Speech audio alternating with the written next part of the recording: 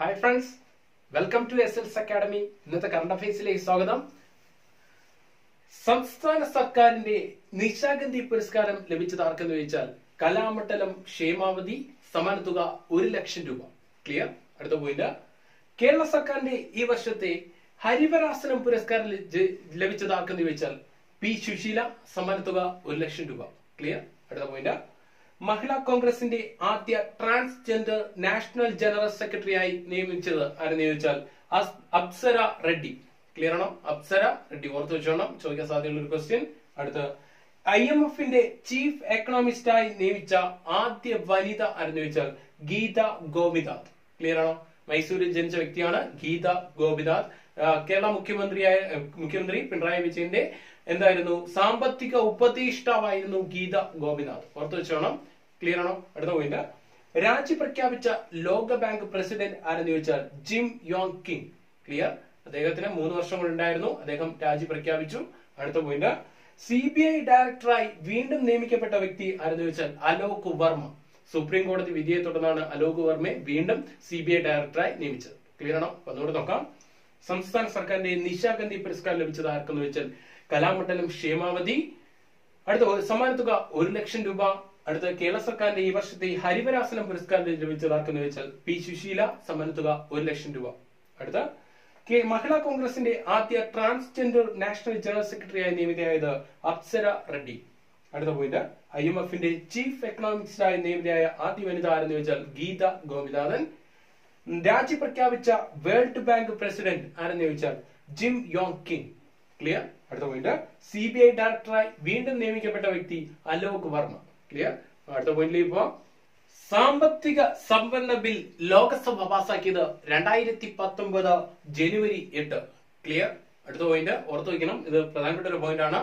അടുത്ത, Guinness world റെക്കോർഡിൽ ഇടം പിടിച്ച ആന്ധ്രാപ്രദേശിലെ ജലസേചന പദ്ധതി എന്ന് ചോദിച്ചാൽ പോളവാരം. ക്ലിയർ ആണ്? ഏതാണ്? പോളവാരം. പ്രത്യേകത എന്ന് പറഞ്ഞാൽ ഏറ്റവും കൂടുതൽ കോൺക്രീറ്റ് ഉപയോഗിച്ച പദ്ധതിയാണ് പോളവാരം പ്രോജക്ട്, ഇറിഗേഷൻ പ്രോജക്ട്. അതുപോലെ തന്നെ 24 മണിക്കൂറിൽ തുടർച്ചയായി ഏറ്റവും കൂടുതൽ കോൺക്രീറ്റ് ഉപയോഗിച്ചത് ഇതിലെ ജലസേന പദ്ധതിയാണ് പോളവാരം ഇറിഗേഷൻ പ്രോജക്ട്. ക്ലിയർ ആണോ?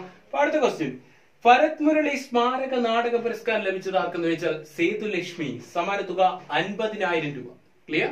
അടുത്ത പോയിന്റ്, സംസ്ഥാന കളരിപ്പയറ്റ് ചാമ്പ്യൻഷിപ്പിൽ ചാമ്പ്യന്മാരായത് ഏത് ജില്ല എന്ന് ചോദിച്ചാൽ കണ്ണൂർ ജില്ല. റണ്ണറപ്പായ ജില്ല കോഴിക്കോട് ജില്ല. ക്ലിയർ. അടുത്ത പോയിന്റ്, സാമ്പത്തിക കുറ്റകൃത്യ നിയമപ്രകാരം പിടികിട്ടാപ്പുള്ളിയായി പ്രഖ്യാപിച്ച ആദ്യ വ്യക്തി ആരെന്ന് ചോദിച്ചാൽ വിജയ് മല്യ. ക്ലിയർ. ഒന്നുകൂടെ നോക്കാം. സാമ്പത്തിക സംവരണ ബിൽ ലോക്സഭ പാസാക്കിയത് എന്നാന്ന് ചോദിച്ചാൽ 2019 ജനുവരി 8.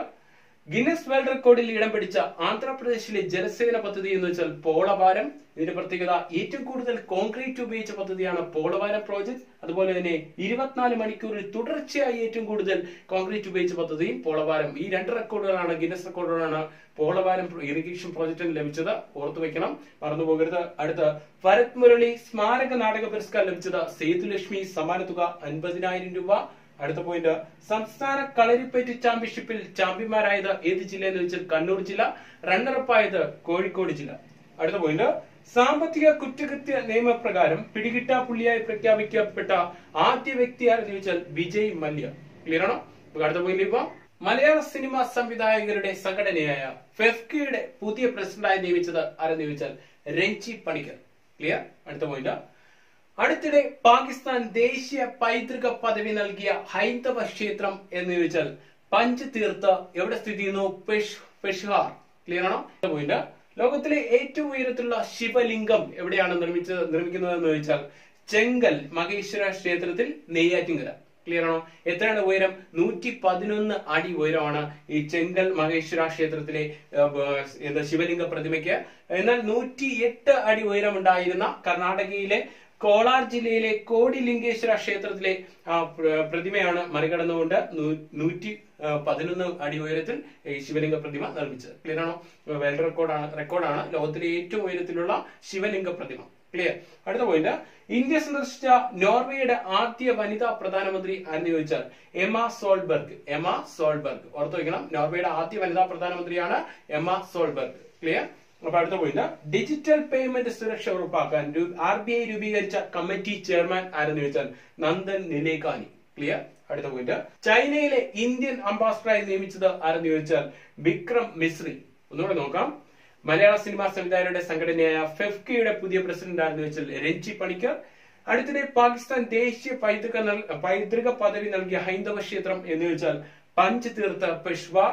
അടുത്ത, ലോകത്തിലെ ഏറ്റവും ഉയരത്തിലുള്ള ശിവലിംഗ പ്രതിമ എവിടെയാണ് നിർമ്മിക്കുന്നത് വെച്ചാൽ നിർമ്മാണം പൂർത്തിയായി. 3 ദിവസം കൊണ്ട് കഴിയുമ്പോൾ അതിന് റെക്കോർഡുകൾ കിട്ടും. ചെങ്കൽ മഹേശ്വര ക്ഷേത്രത്തിലെ നെയ്യാറ്റിൻകര.